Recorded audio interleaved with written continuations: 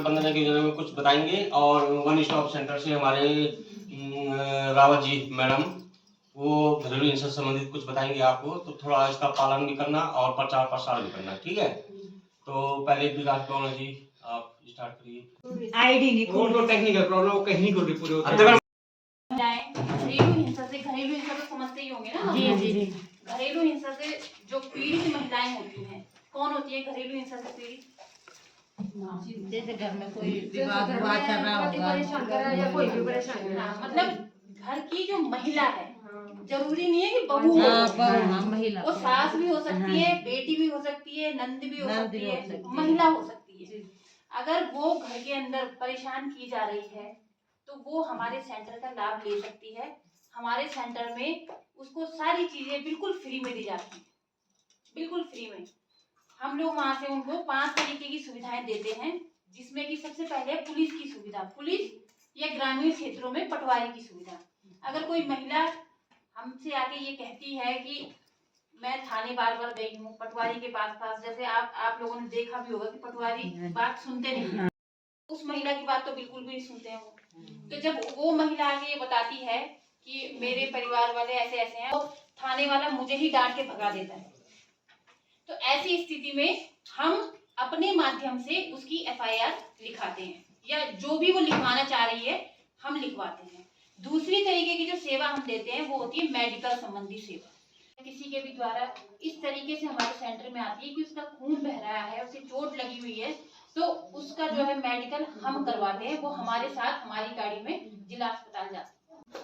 विधिक सुविधा में ये होता है कि अगर कोई महिला चाह रही है कि मैं अपने ससुराल नहीं जाऊंगी, क्योंकि जब लड़ाई झगड़ा होता है तो आ जाती है, और कई बार ऐसा होता है कि ससुराल वाले ही निकाल देते हैं सामान सहित। हमारे यहाँ बहुत महिलाएं ऐसी आई हैं कि अब तू ये जहाँ जाना है जा।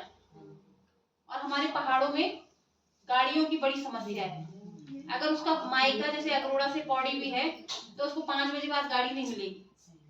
तो ऐसी स्थिति में अगर वो अगरोड़ा बाजार से हमें फोन करती है तो अगरोड़ा बाजार से उसे पौड़ी ले जाने की व्यवस्था हमारी रहती है। हम उसे अपने सेंटर में ले जाते हैं, और जो चौथी सेवा हमारी रहती है वो है वहां रहने और खाने की सेवा।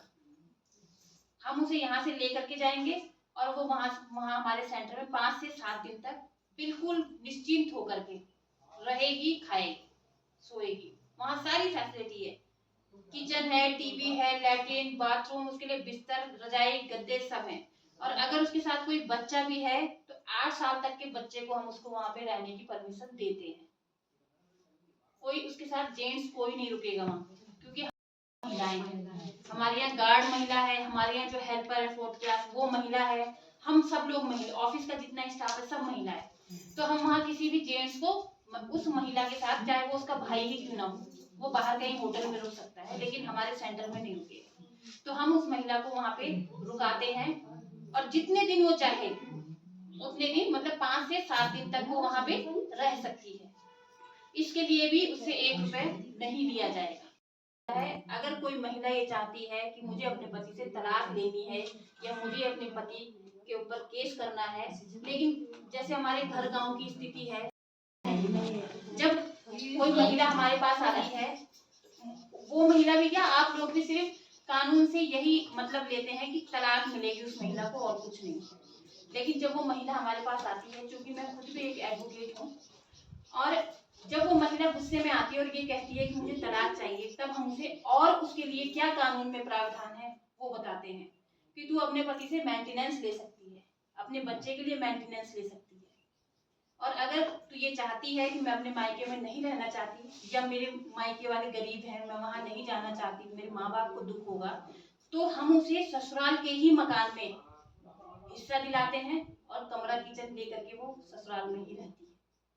तब उसकी समझ में आता है कि तलाक नहीं लेनी मैंने, अब मेरे को मेंटेनेंस चाहिए।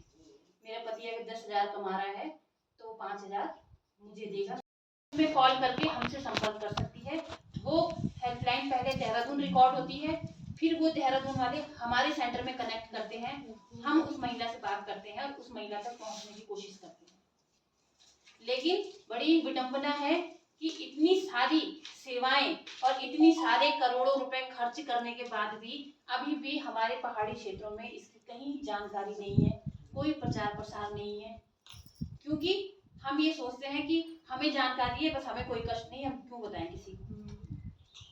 और सबसे बड़ी चीज हम लोगों के लिए कि आप लोगों को उसी गांव में रहना है, बिल्कुल पास ही है। अब आप लोगों का या प्रधानों का कहना क्या रहता है कि मैडम ये तो रात में लड़ते हैं, सुबह हो जाते हैं, हम बुरे बन जाते हैं, हम बुरे बन जाते हैं। तो उसके लिए भी एक समाधान है, ससुराल में पता न चले कि मैंने पुलिस बुलाई है, तो वो सीधे मुझे फोन कर दे या 181 में फोन कर दे। 181 महिला हेल्पलाइन है, तो जो हेल्पलाइन नंबर होते हैं वो थोड़े से देर में लगते हैं, उसको जब हम 3-4 बार डायल करते हैं, क्योंकि वहाँ लाइन बहुत इंगेज चलती है, तो तब वो नंबर लगते हैं। लेकिन अगर आप चाहते हो आपके परिवार में, आपके रिश्तेदारी में या आपके क्षेत्र में कोई ऐसी महिला है, और उन तीनों को ऐसे बैठाते हैं लाइन से, फिर तीनों को आमने सामने पूछते हैं, क्योंकि सास ने अपने बेटे से क्या कहा। इंडिया में चल रहा है वन स्टॉप सेंटर, सब जगह, देहरादून में है, दिल्ली में है, सर ऑल इंडिया जितने स्टेट है सब जगह चल रहा है। अगर कोई आपका रिश्तेदार ऐसा है जो बाहर कहीं रहता है, उसे जरूरत है,